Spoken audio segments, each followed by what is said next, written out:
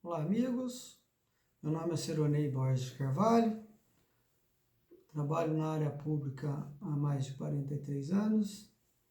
Em boa parte, mais da metade, eu trabalho com tributos municipais e com auditoria fiscal na área de tributos municipais também. Hoje a gente vai tratar de um outro tema interessante, que é a relação entre a imunidade dos templos religiosos, esculpido na Constituição Federal, artigo 150, inciso 6, a linha B, em relação às obras de construção civil realizadas por esses templos. Mas antes da gente começar a explicar o vídeo, gostaria de pedir para quem gostar do vídeo aí, dar um like, se inscrever no canal e fazer os comentários e perguntas, algum questionamento se tiver, dar sugestões de novos vídeos. Pois bem, a Constituição Federal, ela dá a imunidade aos templos religiosos, mas ela dá a imunidade aos templos religiosos no que diz respeito ao patrimônio, e também ao serviços por ela prestados. Quando se trata de obras de construção civil, às vezes há algum engano por parte dos administradores das igrejas, dos templos, e eles fazem alguma confusão. A gente tem visto muito isso em alguns requerimentos, e a gente tem notado isso, que eles fazem alguma certa confusão, imunidade com obra de construção civil. Quando um templo realiza uma reforma, uma ampliação, ou mesmo ele edifica um novo templo,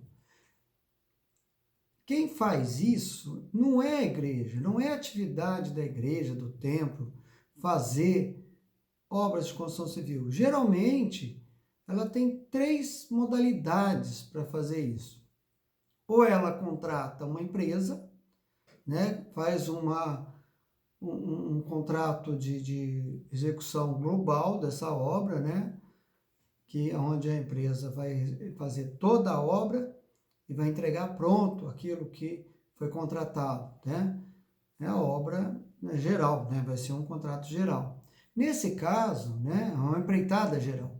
Nesse caso, quem vai pagar o imposto sobre serviço é a empresa que está fazendo a obra, não cabe à empresa.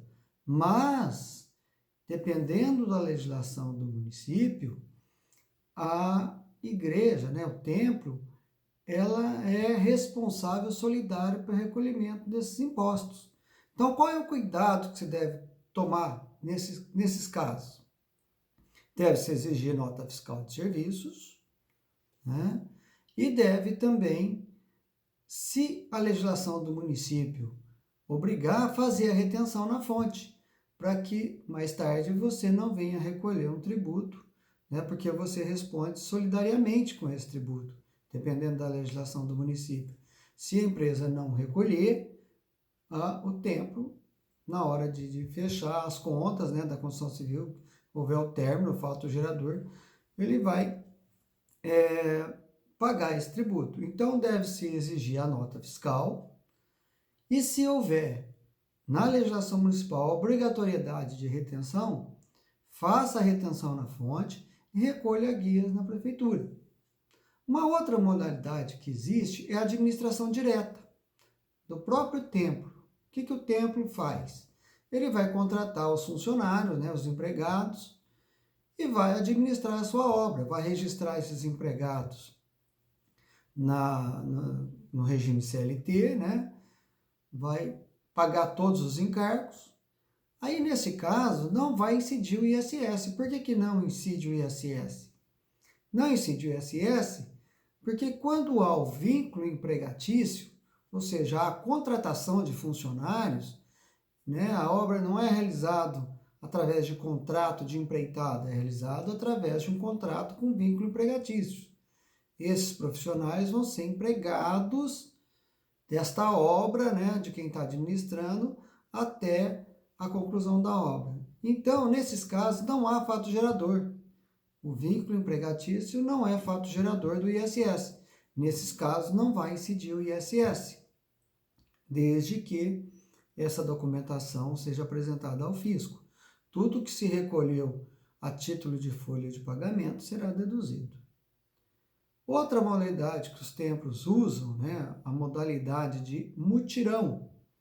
Como que funciona o mutirão? É quando os fiéis, né, o pessoal ligado aos templos, se reúne, eles têm vários profissionais, e eles resolvem fazer as obras por ele mesmos.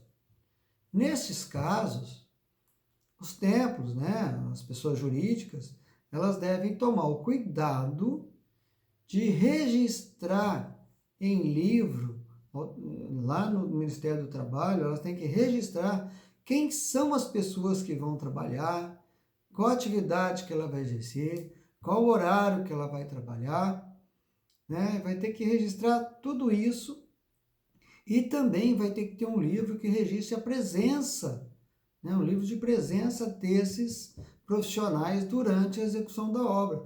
Todo dia que algum profissional desse for trabalhar, vai ter que se registrar a presença, de que horário que ele trabalhou, e esse pessoal que é voluntário tem que assinar um termo, né, que é voluntário, que ele não vai cobrar nada pelo serviço. Nesse caso, também não vai incidir o imposto, né, o imposto sobre serviço. Por que não vai incidir o imposto? Porque não há fato gerador, não há pagamento, não há valor. Então, quando o serviço é gratuito, não incide o ISS. Então, recapitulando, né, apesar da imunidade dos templos religiosos, nesse caso não há imunidade. Por quê? Porque não é a atividade principal do templo religioso. Ele só tem imunidade no seu patrimônio e nos serviços essenciais do templo, né? Aquilo que o objeto social, né, que está no estatuto dos templos religiosos. Então, construção civil certamente não consta desse objeto.